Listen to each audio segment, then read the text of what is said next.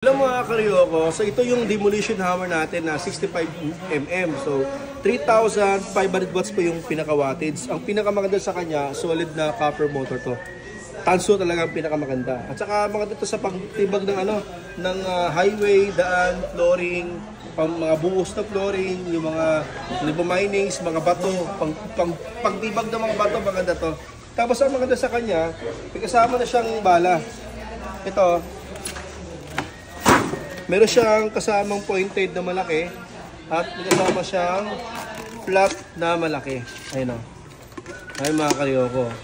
Dalawang kasama niya. At saka kasama yung steel case.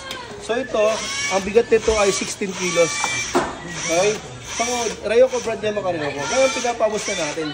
Sa pwesto namin 8 million, 8.5. Pero ngayon dahil pinapaubos na natin, makukuha mo siya 4,000 na lang po yan. 4,000 na lang po. Hanggang maubos yung stock namin. So walang limit kung kailangan matatapos. Kasi konti na yung stocks namin.